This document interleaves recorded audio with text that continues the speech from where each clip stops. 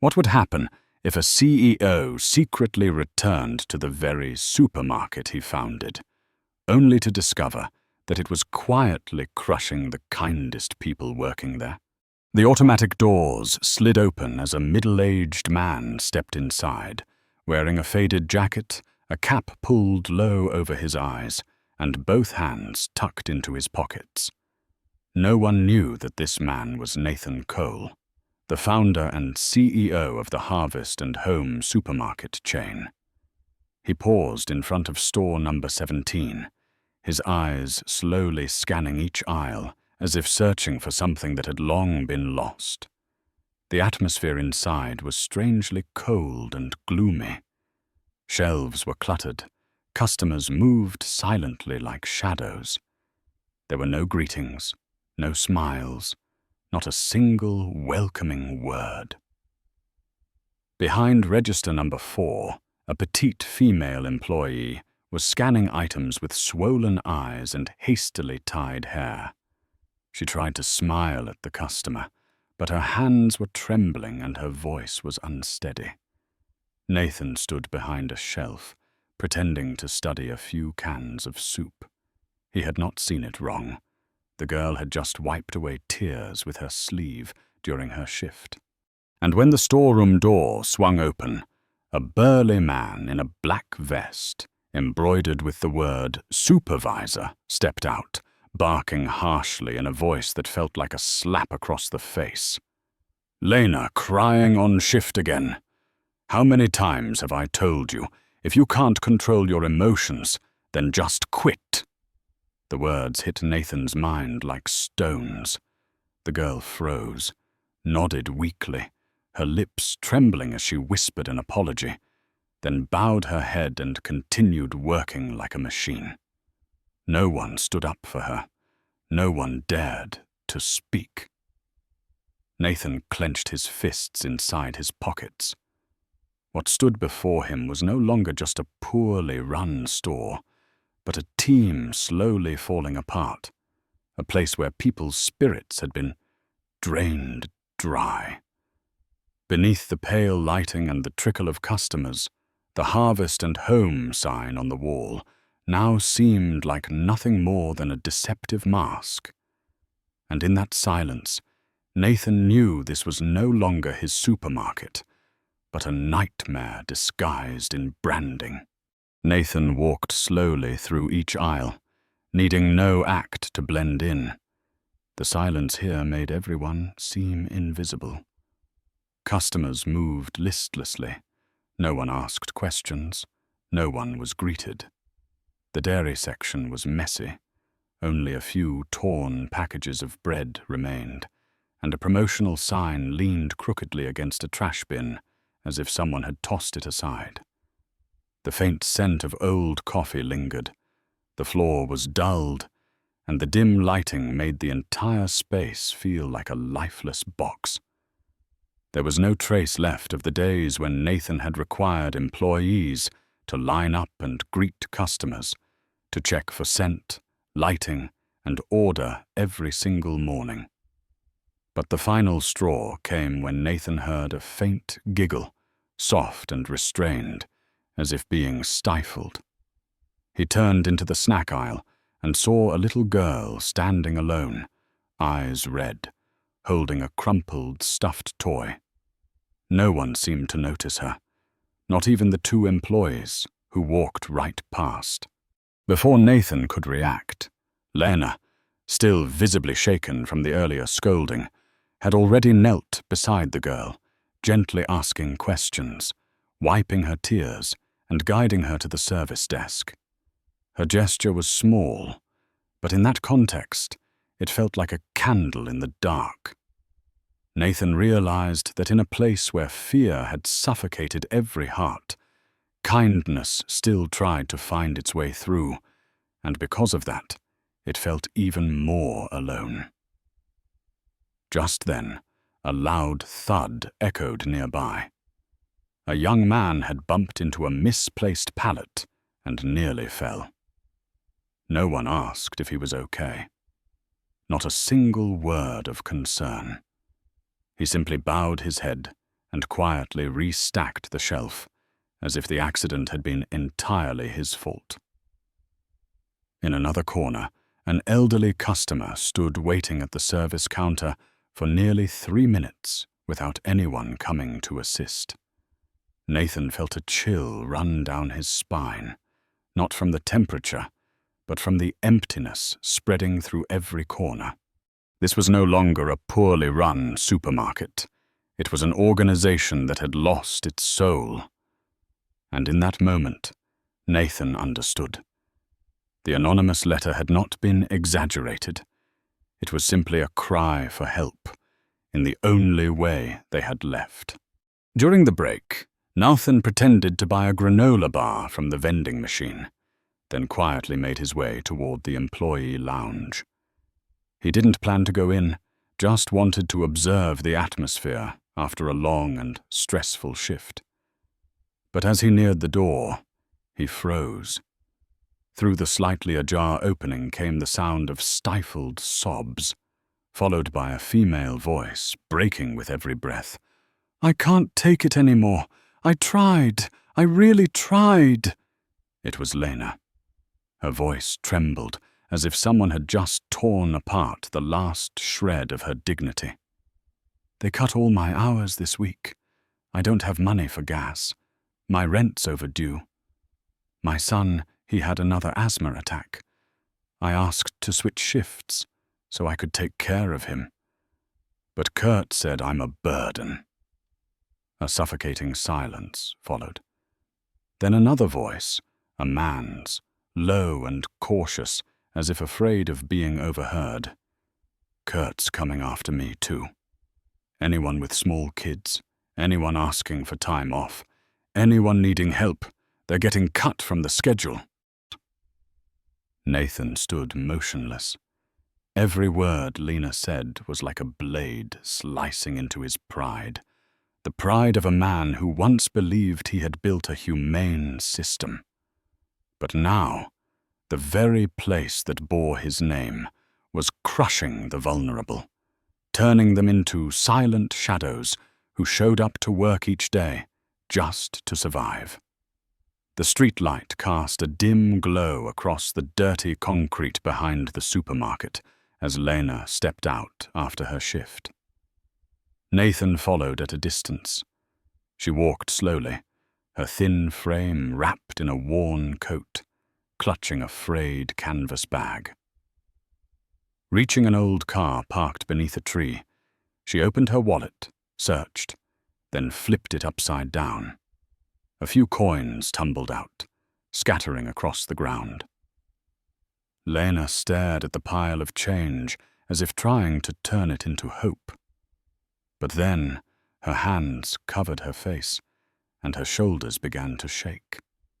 She hadn't cried in front of customers. She hadn't complained during her shift. But in the dark, when no one was watching, she finally broke. And Nathan, the man who once took pride in every number on a financial report, now found himself watching one of his own employees weep in a parking lot because she didn't have enough money for gas to get home. The next morning, Nathan returned to the supermarket with a new appearance, wearing a worn polo shirt, faded khaki pants, and a name tag that read, "Eli, trainee." No one paid him any attention, and no one greeted him. He was assigned to the dry goods section and paired with a young man wearing glasses named Marcus. Without looking up, Marcus muttered, "Welcome. Don't wonder why people don't talk. Staying quiet means fewer problems." Nathan gave a slight nod, then began stacking cereal boxes on the shelf. When he noticed Marcus glancing around cautiously, he asked softly, "How long have you worked here?" 2 years, Marcus replied, eyes fixed on a box of packaged bread. But the past few weeks have felt unusually heavy. Kurt's tightening the schedule, changing shifts without notice. Anyone with young kids or personal issues gets pushed to the bottom of the priority list. That sentence struck directly at the unease growing inside Nathan. The scheduling policy, something that was meant to ensure fairness, had now been turned into a weapon of punishment. He continued, as if just making conversation. "What about Lena?" Marcus paused briefly, then sighed. "She's the hardest working person here. But after she asked for time off because her kid was hospitalized, Kurt started slashing her hours mercilessly. She gave notice, tried to switch shifts, but no one approved it. Now she barely gets 15 hours a week." Nathan's hand tightened around the cart handle. That number had once flashed across his desk, just a line on a performance report. He had signed off on it, thinking it was just an efficiency adjustment. But now he understood. Every hour cut meant a missed meal, a prescription left unfilled, a restless night spent worrying about rent. After his shift, Nathan walked past the manager's office. Inside were the internal computer systems. Taking advantage of the shift change, he logged in using a high-level technician account, a credential he still had from the days when he helped build the IT network. He typed the name, Lena Rowe. A graph appeared, week by week, day by day, showing a steady drop. 30, 2 hours, then 20, 4, then 15, then 9. Beside it, a note read, "Unreliable, low scheduling priority." Nathan typed 3 more names, Marcus, Linda, Jorge. All 3 showed the same pattern of hour reductions. But when he typed in the names of 3 of Kurt's favored employees, the graphs were steady, even increasing. There was no doubt left. The work schedule had been turned into a weapon, and the one pulling the trigger was Kurt. That afternoon, Nathan walked straight into the manager's office. The door was closed, but faint country music drifted from a Bluetooth speaker, mixed with the sound of papers being torn. He knocked the 3 times lightly. "Come in," a man's voice called out. Kurt was slouched in his chair, eyes tired but still carrying that familiar air of arrogance. He didn't recognize Nathan, gave a quick glance at the name tag that read Eli, and asked curtly, "What do you want?" Nathan kept his voice calm. "I heard Lena's hours were cut down to almost nothing. Is that true?" Kurt scoffed, leaned back in his chair, and propped his feet on the desk. "She's a problem, always missing work, always using her kid as an excuse. I don't have time for sob stories." Nathan's tone remained steady. But she gave notice in advance. Her son was hospitalized for an asthma attack. She didn't just abandon her shift. Kurt cut him off. "This is a business, not a charity. I need people I can rely on. And look, cutting her hours helped me meet cost targets. Corporate even praised me for being resourceful." Nathan's gaze darkened, the fire in his chest burning low and steady. In front of him was a man running a machine not to serve customers or support staff, but to polish reports for upper management, stepping on the vulnerable to climb higher. Kurt had no idea that the man standing before him wasn't just a new employee, but the very founder of the entire system he was exploiting. When Nathan left the office, his hands were clenched inside his pockets, no longer weighed down by doubt but by truth. Kurt wasn't careless. He knew exactly what he was doing, manipulating schedules, breaking spirits, turning trust into numbers.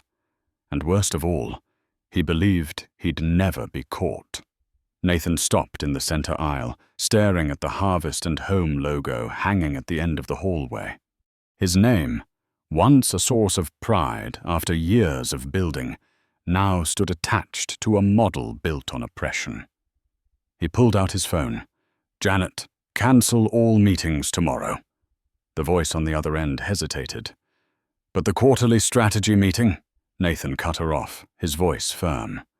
"I'm going to store 17, not as the CEO, but as the man who needs to fix everything before it's too late." The morning sun had not yet dried the layer of dew on the front glass when Nathan Cole stepped into store number 17. No longer wearing the old cap or faded jacket, he now wore a light grey suit, a soft blue tie, and on his chest was a metal name tag engraved clearly with the words, "Nathan Cole, Chief Executive Officer." He didn't need to speak, didn't need to signal, because each step he took seemed to carry an invisible wave of change. The air inside the supermarket seemed to thicken. A few employees looked up, frozen in place. Whispers began to stir. Someone muttered quietly, "That's him, the owner." At the register, Lena was scanning items when her hand paused mid-motion. Her eyes widened in disbelief. The man who had quietly stacked shelves just yesterday was now walking straight toward the center of the store, where Kurt, the store manager, was sipping coffee while mumbling about the shift schedule. Kurt didn't look up when Nathan stopped in front of him. "One sec, I'm working on the roster," he said offhandedly, only then slowly lifting his gaze.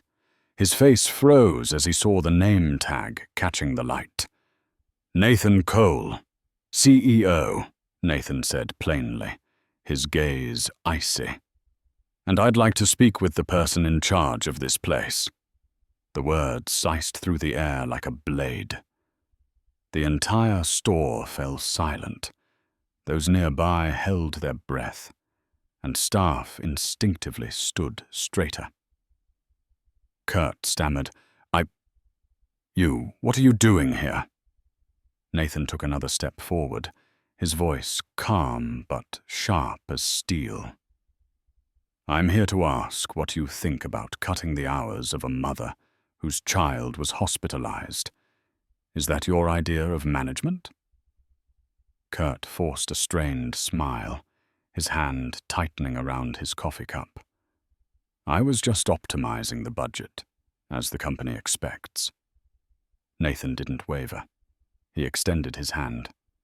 "And I'm here to take back the keys." No one laughed.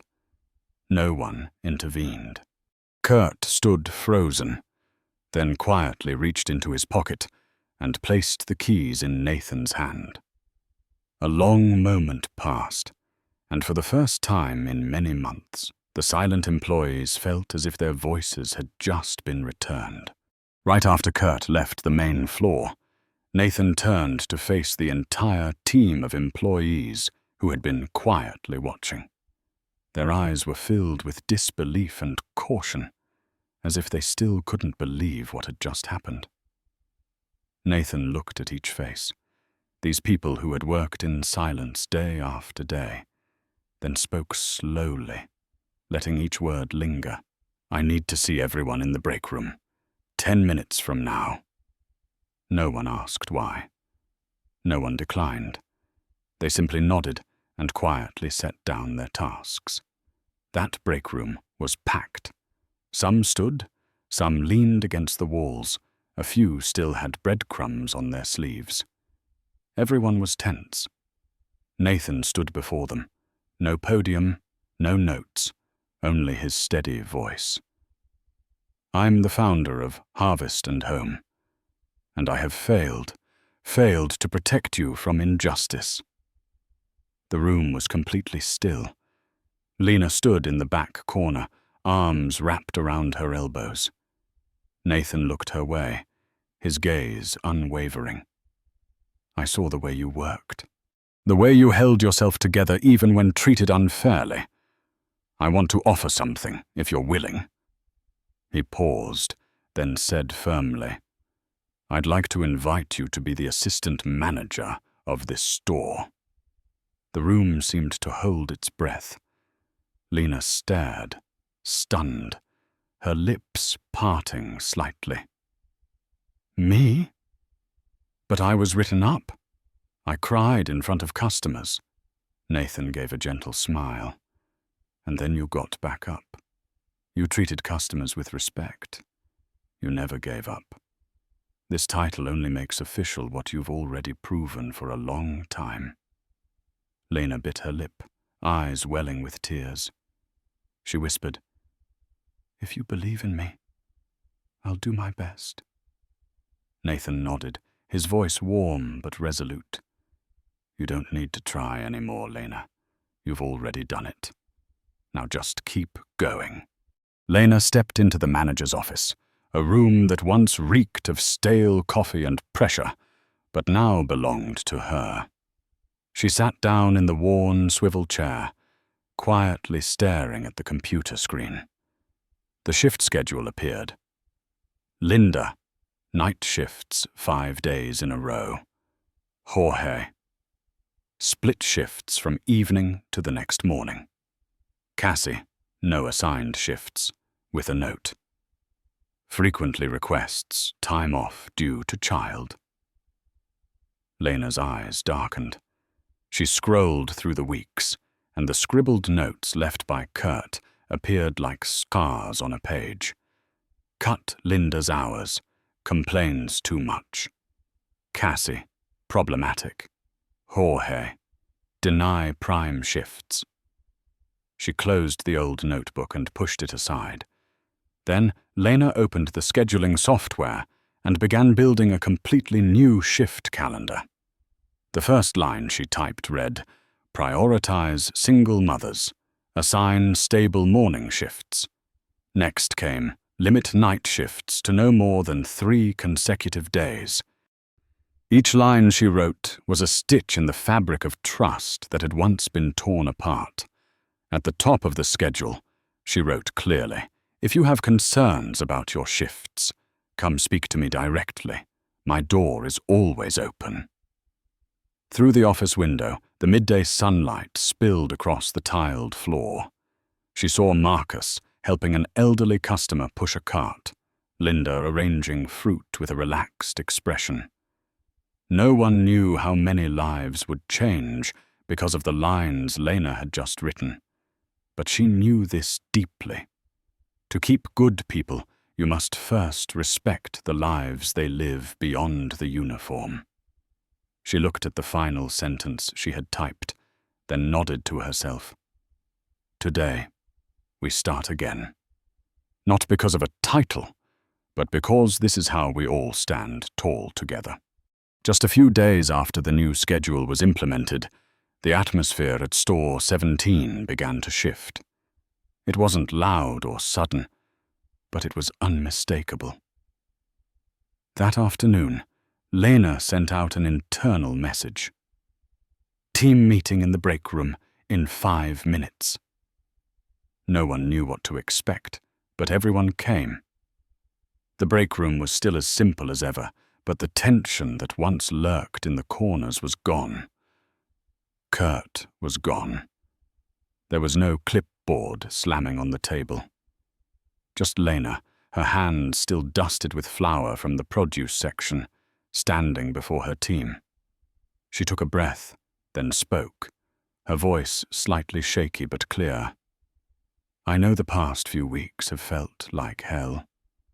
And I know there were times when I chose silence just to get by.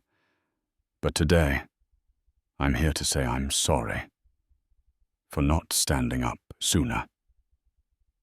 At the back of the room, Marcus looked down, and Linda clenched her hands. Lena continued, "From today on, no one has to choose between work and their children. Our shift schedules will reflect your real lives, and if I ever get it wrong, if I'm ever unfair, you can speak to me directly or to Mr. Nathan." The room was quiet for a moment. Then a single clap broke the silence, hesitant at first, then spreading into a rhythm. There were no cheers, no tears, just a fresh breath in the air, a lightness that hadn't been there before. As people filed out, Lena spotted Marcus pushing a cart. She called out softly, "Marcus, you're helping Linda train the new hires today, right?" He scratched his head, smiled sheepishly. "I'm not great at talking to people." Lena smiled gently. "Kurt once said you weren't friendly enough for customer service. He also said I wasn't trustworthy. But I need people like you, patient, calm, honest." Marcus stood still for a second, then gave a quiet nod. And from that simple nod, a small shift had begun. Less than a week later, Store 17 carried an entirely different atmosphere.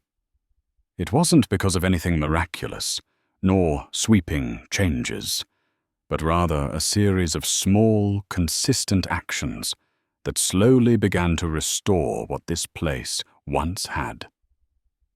Kindness. On an ordinary morning, Marcus gently approached an elderly woman struggling near the freezer section and asked, "Can I help you find something, ma'am?" She looked at him, surprised. It's been a long time since any employee asked me that. In another corner, Linda was arranging the fruit display while softly humming along to the background music, allowing herself to smile for the first time in months without feeling pressured. Lena moved from aisle to aisle, no longer avoiding anyone's gaze, no longer walking with her head down in shame. She checked the shelves, greeted customers, and chatted with colleagues, not as a supervisor, but as a fellow teammate. A small girl burst into tears at the checkout counter after begging her mother for a sweet pastry. Lena knelt down and gently handed the child a bear-shaped sticker. The mother smiled. "Thank you. My daughter usually gets anxious in supermarkets." Lena smiled back, softly replying, "She's always welcome here. Everyone is." From afar, Nathan stood tucked behind a display, quietly observing. He wore no name tag and didn't need anyone to notice him. Because real change doesn't come from memos or directives, it lives in the eyes, in the steps, in the way each person touches their work with renewed dignity. He watched Lena as she helped a young mother load groceries into her cart. They talked, they laughed, and Nathan smiled, the first genuine smile in many months. He no longer needed to be present, because the most precious thing had returned. People. In the corporate world, numbers can make a report look good, but only when you truly listen to the workers can you hear the real heartbeat of an organization. The story of Lena and Store 17 is not just a CEO's journey to reclaim the soul of his brand. It is living proof that lasting change always begins with empathy.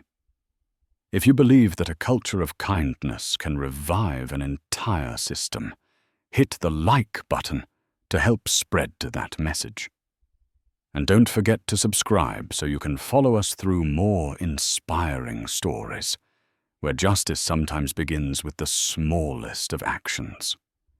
If there was a moment in this video that left you speechless, leave a comment with the words, "Keep the faith." Because sometimes all it takes is one steady heart to change an entire team.